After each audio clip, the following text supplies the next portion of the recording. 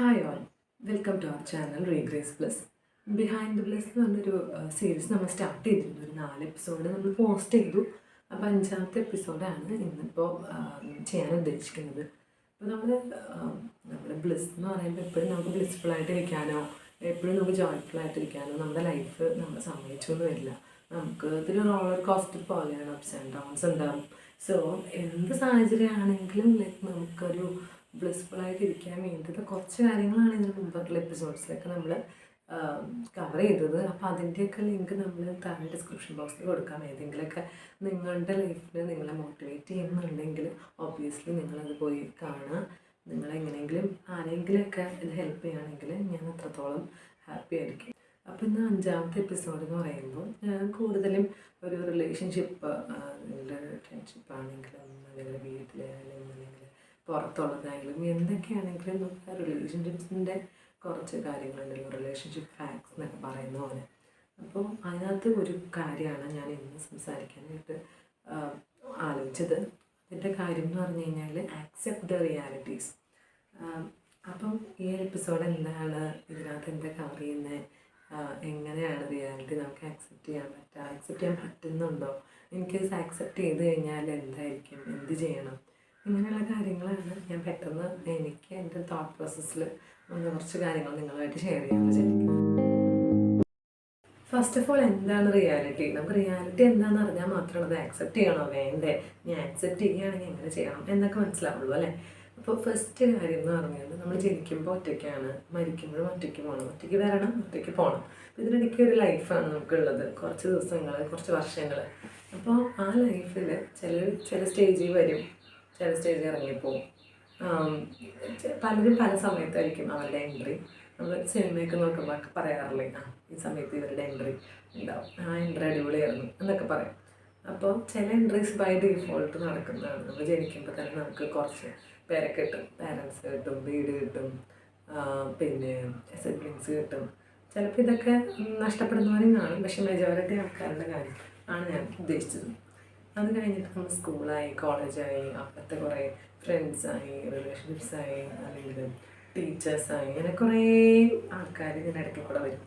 നമ്മൾ ഒരു കാര്യം ആലോചിക്കേണ്ടതെന്ന് വെച്ച് കഴിഞ്ഞാൽ, നമ്മൾ ആരായിട്ട് കണക്റ്റഡ് ആകുമ്പോഴും അവിടെ നമ്മളൊരു ഫ്രീക്വൻസി മാച്ച് ചെയ്യണം, നമ്മളൊരു ഫ്രീക്വൻസി മാച്ച് ചെയ്യണം. അങ്ങനെ ഒരു ഗ്രൂപ്പിൽ, അങ്ങനെ ഒരു സെറ്റ് ഓഫ് ഫ്രണ്ട്സിൻ്റെ കൂടെ, അങ്ങനെ സെറ്റ് ഓഫ് ആൾക്കാരുടെ കൂടെ നമുക്ക് സർവൈവ് ചെയ്യാൻ പറ്റുള്ളൂ. ഈ ലോകത്ത് ഒരുപാട് ആൾക്കാർ, മില്യൺസ് ഓഫ് ആൾക്കാരുണ്ടാവും. പക്ഷേ ഈ മില്യൺസ് ഓഫ് ആൾക്കാരോട് നമുക്ക് ഒരേ രീതിയിലായിരിക്കും കണക്റ്റ് ഫീൽ ചെയ്യുന്നത്? ഒരിക്കലുമല്ല. നമ്മുടെ വീട്ടിലായാലും നമ്മളിപ്പോൾ എന്താ പറയുക, ആ ഒരു വീട്ടിൽ പലരുടെ സ്വഭാവം പലതായിരിക്കും. അവിടെ നമ്മൾ ബോണ്ടഡ് ആകുന്നത് ബൈ ഡീഫോൾട്ട് നമ്മൾ അങ്ങനെ ഒരു വ്യവസ്ഥയിലേക്ക് വന്ന് പെട്ടത് കൊണ്ടാണ്, മോസ്റ്റ്ലി അതായിരിക്കും. പക്ഷെ അല്ലാതെ ഒരു സർക്കിൾ എടുത്ത് നോക്കിക്കഴിഞ്ഞാൽ ഈ പറഞ്ഞ പോലെ വേവ് ലെങ്ത്, ഫ്രീക്വൻസി ഒക്കെ മാച്ചാവും. അപ്പോൾ നമ്മൾ ആലോചിക്കുകയാണെങ്കിൽ, നമ്മൾ ഫ്രണ്ട് സർക്കിൾ എടുക്കുമ്പോൾ നമ്മുടെ ഫ്രീക്വൻസി മാച്ച് ആവുന്നില്ല, നമ്മൾ അവിടെ ഇടം തിരിഞ്ഞ് നിൽക്കണ പോലെയാണ്. അല്ലെങ്കിൽ നമ്മുടെ ആ ഒരു സർക്കിളിൽ നമ്മുടെ ഫ്രീക്വൻസി, നമ്മുടെ വേവ് ലെങ്ത്തൊക്കെ വ്യത്യാസമുണ്ട്, ബാക്കിയുള്ളവരുടെയൊക്കെ നല്ല വ്യത്യാസം ഉണ്ടെന്നുണ്ടെങ്കിൽ നമുക്ക് അധികം നാൾ ആ ഗ്രൂപ്പിൽ സർവൈവ് ചെയ്യാൻ പറ്റില്ല. അപ്പോൾ ഒബ്വിയസ്ലി നമ്മൾ വീണ്ടും ഒറ്റയ്ക്കാവും. പിന്നെ അടുത്ത സാഹചര്യങ്ങൾ നമ്മുടെ ലൈഫിലേക്ക് മുന്നോട്ട് പോകുന്നതോറും വേറൊരു സർക്കിളിൽ എത്തിപ്പെടും. ചിലപ്പോൾ അവിടെ നമുക്ക് കണക്റ്റുള്ള കുറച്ച് പേരെ കിട്ടും, ചിലപ്പോൾ കിട്ടില്ല. വീണ്ടും ഇങ്ങനെ പ്രോസസ്സ് ഇങ്ങനെ കണ്ടിന്യൂ ചെയ്തുകൊണ്ടിരിക്കും. അപ്പോൾ നമ്മളിപ്പോൾ എനിക്കിപ്പോൾ ഒരു 34-35 കടക്കുകയാണ് വയസ്സ്. അപ്പോൾ ഇത്രയും വർഷങ്ങളിൽ എത്രയോ ആൾക്കാർ നമ്മുടെ ലൈഫിലൂടെ വന്നും പോയിട്ടും ഉണ്ടാവും. പക്ഷെ ഇവരെല്ലാവരോടും ഈ പറഞ്ഞ പോലെ നമ്മൾ നല്ല രീതിയിൽ ഇടപെടുക, അവരെ സ്നേഹിക്കുക, സഹായിക്കുക, ഇതൊക്കെ നമ്മളെല്ലാവരോടും ചെയ്യുന്ന കാര്യങ്ങളൊക്കെ ചെയ്യാം. പക്ഷെ അവിടെ ഒരു ഇമോഷണൽ ബോണ്ടിങ് വരുന്നത് വളരെ കുറച്ച് പേരായിട്ടുള്ള ആ ഒരു കണക്റ്റ് വരുള്ളൂ. ഇങ്ങനെ കണക്റ്റ് തോന്നി പലരും പല സമയത്തും നമ്മളെ കാരണം കൊണ്ടോ അവരുടെ കാരണം കൊണ്ടോ, ഇനി അവരുടെയും കാരണം കൊണ്ടല്ലാണ്ട് നമ്മളിട്ടിട്ടുള്ളൊരവസ്ഥയും ഉണ്ടാവാം. അപ്പോൾ അങ്ങനെ വരുമ്പോൾ അതൊരു റിയാലിറ്റിയാണ് നമ്മൾ ആക്സെപ്റ്റ് ചെയ്യേണ്ടത്. അതായത് nothing is permanent in life. അത് പറയുമ്പോൾ ഇച്ചിരി ഹാർഡായിട്ട് തോന്നുമെങ്കിലും, ഹാർഷായിട്ട് തോന്നുമെങ്കിലും, ദാറ്റ് ഇസ് എ റിയാലിറ്റി. ആരൊക്കെ ഉണ്ടെന്ന് പറഞ്ഞാലും, ഇപ്പോൾ നമ്മുടെ ഫാമിലി ആയാലും, സ്പൗസ് ആയാലും, കുട്ടികളായാലും, പാരൻസ് ആയാലും, സിബ്ലിങ്സ് ആയാലും, ബെസ്റ്റ് ഫ്രണ്ട്സ് ആയാലും, ആരൊക്കെ ഉണ്ടെങ്കിൽ പറഞ്ഞാലും നത്തിങ് ഈസ് പെർമനൻറ്റ്. ഒരിക്കലുമല്ല. പിന്നെ ചില കമ്മിറ്റ്മെൻറ്റ്സ് അല്ലെങ്കിൽ ചില റിലേഷൻഷിപ്സ് നമ്മൾ ലൈഫ് ലോങ് കമ്മിറ്റ്മെൻറ്റ് പോലെ നമുക്ക് ഈ പറഞ്ഞ പോലെ നമുക്ക് ടാഗ് ചെയ്തിട്ടുള്ളത് കൊണ്ട് അതങ്ങനെ കണ്ടിന്യൂഡ് ആകും. അതിനെക്കുറിച്ച് നമുക്ക് ബോധർ ചെയ്യേണ്ട ആവശ്യമില്ല. പക്ഷെ അല്ലാതെ അതും നമ്മൾ ഉണ്ടാക്കിയെടുക്കുന്നതാണ്, നമ്മൾ ബിൽഡ് ചെയ്യുന്നതാണ്. അപ്പോൾ ഈ ആക്സെപ്റ്റ് റിയാലിറ്റി നമ്മൾ first reality we should accept this nothing is permanent in life. അത് ആൾക്കാരായാലും സിറ്റുവേഷൻസ് ആയാലും. ഇപ്പോൾ നമ്മൾ ഒരു മുമ്പത്തെ ഒരു കഥ കേട്ടിട്ടില്ല, ഇത് ഏറ്റവും റിലവൻ്റ് ആയിട്ടുള്ളൊരു സെൻറ്റൻസ് എന്ന് പറഞ്ഞാൽ ഇതും കടന്നു പോകും എന്നുള്ളതാണ്. അതായത് നമ്മുടെ സന്തോഷങ്ങൾ വരുമ്പോഴായാലും ഇതും കടന്നു പോകും എന്നുണ്ടെങ്കിൽ നമുക്ക് ആ ഒരു തിരിച്ചറിവുണ്ടെങ്കിൽ നമ്മൾ ഒരുപാട് സന്തോഷിക്കില്ല. വിഷമം ഉണ്ടെങ്കിലും ഇതും കടന്നു പോകും എന്ന് പറയുമ്പോൾ അത് കടന്നു പോയിട്ട് നല്ല സമയം വരും എന്ന് തന്നെയാണ്. ഇത് ഞാൻ മുമ്പത്തെ എപ്പിസോഡിലും പറഞ്ഞിട്ടുണ്ട്. കാരണം അത് ഭയങ്കരമായിട്ട് നമ്മൾ സ്ട്രൈക്ക് ചെയ്യുന്നൊരു കാര്യമാണ്. ഇത് റിപ്പീറ്റ് ചെയ്തു. ഫസ്റ്റ് ഓഫ് ഓൾ നമ്മൾ ആ റിയാലിറ്റി ആക്സെപ്റ്റ് ചെയ്യും. രണ്ടാമത്തെ റിയാലിറ്റി ആക്സെപ്റ്റ് ചെയ്യുന്നത് നമ്മൾ അങ്ങോട്ട് സ്നേഹിക്കുന്ന പോലെ കരുതുന്ന പോലെ നമുക്ക് ഇങ്ങോട്ട് കിട്ടണമെന്നില്ല. That is one of the hardest realities we should accept. എൻ്റെ ഒരു നേച്ചർ എന്ന് പറഞ്ഞാൽ അത്യാവശ്യം എല്ലാവരോടും പെട്ടെന്ന് മിങ്കിളുണ്ടാകും, എല്ലാവരെയും പെട്ടെന്ന് സ്നേഹിക്കും, എല്ലാവരെയും പെട്ടെന്ന് വിശ്വസിക്കും. എന്ന് വെച്ചാൽ നമ്മൾ അനുഭവങ്ങൾ കുറേ കാര്യങ്ങൾ പഠിപ്പിച്ചിട്ടുണ്ട്, ഇങ്ങനെ കോഷ്യസ് ആയിരിക്കണം, ഇങ്ങനെ കോഷ്യസ് ആയിരിക്കണം എന്നൊക്കെ. ഈവൻ ദെൻ നമ്മൾ ഭയങ്കരമായിട്ട് വൾണറബിൾ ആയിരിക്കും. അപ്പോൾ അങ്ങനെ വരുമ്പോൾ എന്താ പ്രശ്നം എന്ന് വെച്ചാൽ ഞാനിങ്ങനെ ഒരു ഗിവറാവും. ലൈക്ക് എന്താ പറയുക, സ്നേഹം, കരുതൽ, സമയം, എഫേർട്സ് എല്ലാം നമുക്കിങ്ങനെ വാരിക്കോരി നമ്മളിങ്ങനെ കൊടുത്തുകൊണ്ടിരിക്കും. അതെല്ലാവർക്കും കൊടുക്കും. പക്ഷേ അത് കൂടുതൽ ആളുകൾ കൊടുക്കപ്പെടുന്നത് ആർക്കായിരിക്കും? ഇതുപോലെ നമ്മളോട് അടുത്ത് നിൽക്കുന്ന, നമ്മളുമായിട്ട് ഇമോഷണലി നമുക്ക് കണക്ട് ചെയ്യുന്നു, നമുക്ക് ഫീൽ ചെയ്യണം, അവർക്ക് നമ്മളോട് അതുപോലെ തന്നെ നല്ലൊരു കണക്റ്റ് ഉണ്ടെന്ന് നമ്മൾ വിശ്വസിക്കുന്ന, നമ്മുടെ ലൈഫ് ലോങ് നമ്മുടെ കൂടെ ഉണ്ടാകും എന്ന് ആഗ്രഹിക്കുന്ന ഒരു സെറ്റ് ഓഫ് ആൾക്കാരോട് നമ്മൾ ഭയങ്കര കൂടുതലായിട്ട് അത് കാണിക്കും. എനിക്കെന്ന് വെച്ച് കഴിഞ്ഞാൽ 2 മോഡലുണ്ട്, 0 അല്ലെങ്കിൽ മാക്സിമം. അല്ലെങ്കിൽ ഒന്നുമില്ല, അല്ലെങ്കിൽ എൻ്റെ മാക്സിമം ആയിരിക്കും. ഇതിനിടയ്ക്കൊരു റേഞ്ചില്ല. അതുകൊണ്ട് തന്നെ അത് പല സമയത്ത് പല രീതിയിലും തെറ്റിദ്ധരിക്കപ്പെടാം. പക്ഷേ എന്നാൽ പോലും അത് നമുക്ക് നമ്മൾ പ്യുവറായിട്ട് നമ്മൾ എന്താ പറയുക, കരുതുന്നു, സ്നേഹിക്കുന്നു, അവരുടെ കാര്യങ്ങളിൽ ഈ പറഞ്ഞ പോലെ നമ്മളെ കൊണ്ട് പറ്റുന്ന രീതിയിൽ അവരുടെ ലൈഫിനെ പ്രകാശിക്കുന്നു. ഇതൊക്കെ നമ്മൾ ചെയ്യുമ്പോൾ നമ്മൾ പറയും നമ്മളൊന്നും എക്സ്പെക്റ്റ് ചെയ്യുന്നില്ല എന്ന്. എത്ര എക്സ്പെക്റ്റ് ചെയ്യുന്നില്ല എന്ന് പറഞ്ഞാലും നമ്മുടെ ഉള്ളിലൊരു ഹ്യൂമൻ ബീയിങ് ആണ്. അതുകൊണ്ട് തന്നെ നമ്മൾ കൊടുക്കുന്നോറും നമ്മുടെ ഉള്ളിൽ അതിൻ്റെ ഒരു 1% നമുക്ക് തിരിച്ച് കിട്ടണം എന്നുള്ളൊരു ഫീല് നമുക്കുണ്ട്. എത്ര എക്സ്പെക്റ്റ് ചെയ്യുന്നില്ല എന്ന് പറഞ്ഞാലും അതൊരു ഹ്യൂമൻ നേച്ചറാണ്, നമ്മൾ എക്സ്പെക്റ്റ് ചെയ്യും. അങ്ങനെ നമ്മളിപ്പോൾ ഒരു 100% 200% അവർ കൊടുക്കുമ്പോൾ ഒരു 1% പോലും കിട്ടിയില്ലെങ്കിൽ അവിടെ നമ്മൾ ഫ്രസ്ട്രേറ്റഡ് ആകാൻ തുടങ്ങും. അപ്പോഴാണ് ആ റിയാലിറ്റി നമ്മൾ ഫേസ് ചെയ്യേണ്ടത്. ലൈക്ക് നമ്മൾ കൊടുക്കുന്ന പോലെ, നമ്മളായിരിക്കുന്ന പോലെ അല്ല പലരും. അത് ചിലപ്പോൾ നമ്മളെ പോലെ നമ്മൾ മാത്രമേ ഉണ്ടാവുള്ളൂ. നമുക്ക് റെഫറൻസോ ഒന്നും ഉണ്ടാവില്ല, നമ്മൾ മാത്രമേ ഉണ്ടാവുള്ളൂ.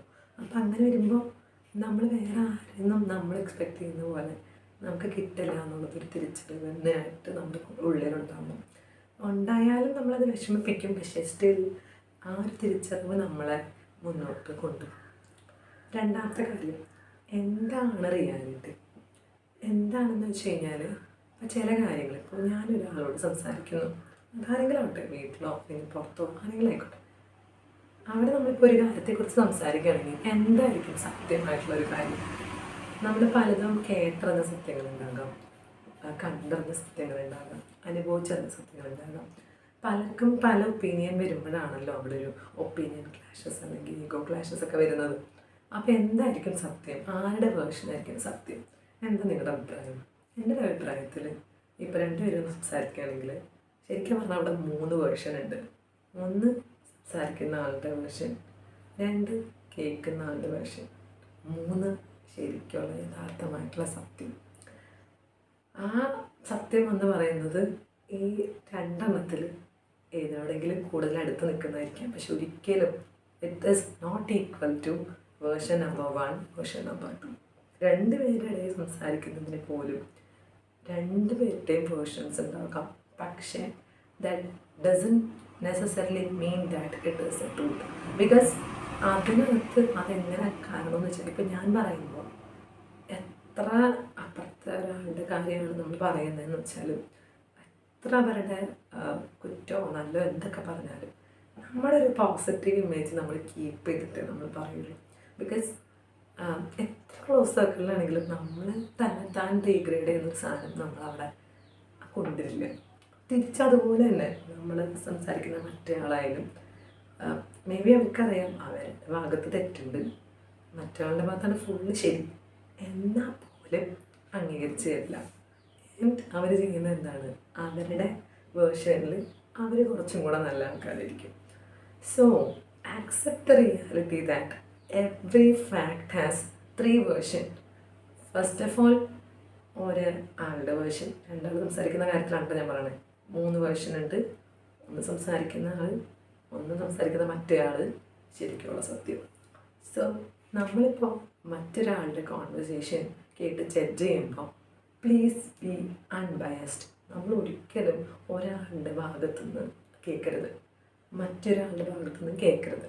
ഈവൻ 2 ഭാഗത്തുനിന്ന് കേട്ടാലും we should have a perception in our mind that the truth might be different from any of this. അത് ഈ 2 പേരും പറയുന്നതിന് അതൊരു ഡിഫറെൻറ്റ് വേർഷൻ ആകാം ശരിക്കുള്ള സത്യം എന്നുള്ളത് നമ്മൾ വളരെ കൃത്യമായിട്ട് തിരിച്ചറിഞ്ഞില്ലെങ്കിൽ ശരിക്കും നമ്മുടെ ലൈഫിൽ നമ്മൾ കുറേ കഷ്ടപ്പെടേണ്ടി വരും. സോ ഫസ്റ്റ് അതാണ് റിയാലിറ്റി എന്താണ്, സത്യം എന്താണ്, അങ്ങനെ. അപ്പോൾ ഞാൻ പറഞ്ഞ രണ്ടാമത്തെ കാര്യം എന്താണ്, ഓക്കെ, ഇത് സമ്മറൈസ് ചെയ്തിട്ട് ഫസ്റ്റ് ഓഫ് ഓൾ നമ്മൾ പറഞ്ഞത് നമ്മൾ വരുന്നത് ജനിക്കുന്നവർ ഒന്നിച്ചല്ല, ഒറ്റയ്ക്കാണ്, മരിക്കുന്നതും ഒറ്റയ്ക്കാണ്. ഇതിനിടയ്ക്ക് പലരും പല സ്റ്റേജസിൽ വരും പോകും. അത് ഡിപ്പെൻഡ് ചെയ്യും എത്ര ആൾക്കാർ എത്ര പീരീഡ് ഓഫ് ടൈം നമ്മുടെ കൂടെ ഉണ്ടാവുന്നതാണ്. പക്ഷേ nothing is permanent. That is first thing which we discussed. Second thing, എന്താണ് റിയാലിറ്റി ഒരു റിലേഷൻഷിപ്പിൽ, എന്താണ് റിയാലിറ്റി അല്ലെങ്കിൽ എന്താണ് സത്യം. അതൊരിക്കലും 2 പേരുടെ ഇടയിൽ 2 വേർഷൻ ഉണ്ടാകാം. പറയുന്ന ആളുടെ മറ്റേ ആളുടെ വേർഷൻ ഉണ്ടാകാം, പക്ഷേ സത്യം അതായിരിക്കണം എന്നില്ല, 3ാമത്തെ വേർഷൻ ആകാം. അത് പുറത്ത് വരാത്തത് അല്ലെങ്കിൽ ആ ഒരു വേർഷൻ ഒരിക്കലും നമുക്ക് പുറത്തേക്ക് വരില്ല. ബിക്കോസ് എല്ലാവർക്കും അവരവരുടെ സെൽഫ് റെസ്പെക്റ്റാണ് ഏറ്റവും ഇമ്പോർട്ടൻ്റ് ആയിട്ടുള്ളത്. 3ാമത്തെ കാര്യം പറഞ്ഞത്, നമ്മൾ എത്രത്തോളം ഒരു ഗിവർ ആയിട്ടുള്ള ഒരാളാണെങ്കിൽ, അത് കൊടുത്തുകൊണ്ടേ ഇരിക്കുന്ന ഒരാളാണെങ്കിൽ നമുക്ക് കിട്ടണം. അതായത് givers can also be receivers sometimes. അവരും ആഗ്രഹിക്കുന്നുണ്ട് എനിക്ക് കിട്ടണം, ടു ബി റിസീവ്ഡ്.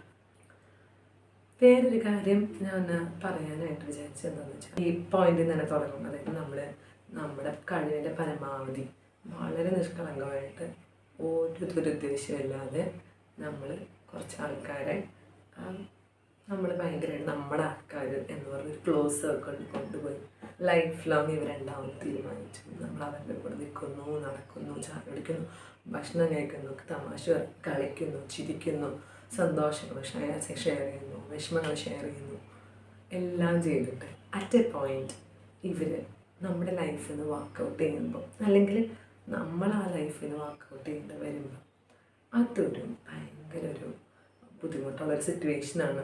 അങ്ങനെ സിറ്റുവേഷനിലേക്ക് ആരും എത്തിപ്പെടരുതെന്നാണ് എല്ലാവരും ആഗ്രഹിക്കുന്നത്. കാരണം അത് തിരിച്ചു കയറി വരാൻ ഭയങ്കര ബുദ്ധിമുട്ടുള്ളൊരു സിറ്റുവേഷനാണ്. അങ്ങനെയുള്ളപ്പോൾ നമ്മൾ എന്ത് ചെയ്യണം, ആ ഒരു ആക്സെപ്റ്റ് ചെയ്യണം റിയാലിറ്റി. അതായത് ഇവരും നമ്മുടെ ലൈഫിൽ ഇത്രേ ഉണ്ടാവുള്ളൂ, കഴിഞ്ഞു, അവരുടെ സമയം കഴിഞ്ഞു, അവർ പൊക്കോട്ടെ, അല്ലെങ്കിൽ അവരുടെ ലൈഫ് നമ്മുടെ സമയം കഴിഞ്ഞു, നമ്മൾ പോകണം. സോ അതൊരു സത്യമായിട്ട് റിയാലിറ്റി ആയിട്ട് നമ്മൾ ആക്സെപ്റ്റ് ചെയ്യണം. അപ്പോൾ നമ്മളൊരു റിയാലിറ്റി മനസ്സിലാക്കി കഴിഞ്ഞാൽ നമുക്ക് 3 ഓപ്ഷനാണുള്ളത്.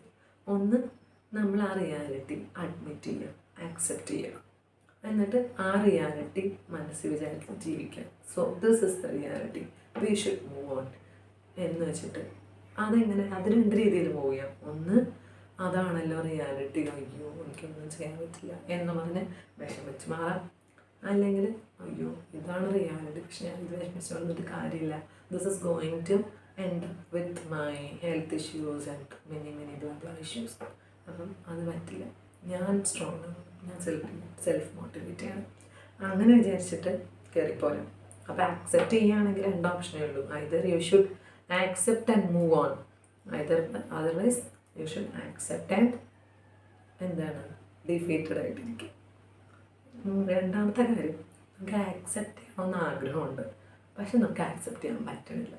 ആദ്യം പറഞ്ഞതിനേക്കാളും ഭയങ്കരമായിട്ടുള്ളൊരു ബുദ്ധിമുട്ടാണ് രണ്ടാമത്തെ കാര്യം. Because we know the facts. Okay, നമുക്കറിയാം ഇതൊക്കെയാണ്, ഇതൊക്കെ ശരിയാണ്, പക്ഷെ നമുക്കതങ്ങ് അംഗീകരിക്കാൻ പറ്റുന്നില്ല. It's not digestible. നമുക്കത് ഡൈജസ്റ്റ് ആവുന്നില്ല, നമുക്കത് അക്സെപ്റ്റ് ചെയ്യാൻ പറ്റുന്നില്ല. So that is the second phase. അത് ഭയങ്കര ബുദ്ധിമുട്ടാണ്. അവിടെ നമുക്ക് ശരിക്കും ആവശ്യമുള്ളത് പ്രോപ്പർ ഒരു മെൻറ്റർ അല്ലെങ്കിൽ പ്രോപ്പർ ഒരു ഗൈഡിനെയാണ്. അത് ആര് വേണമെങ്കിലും ആവാം.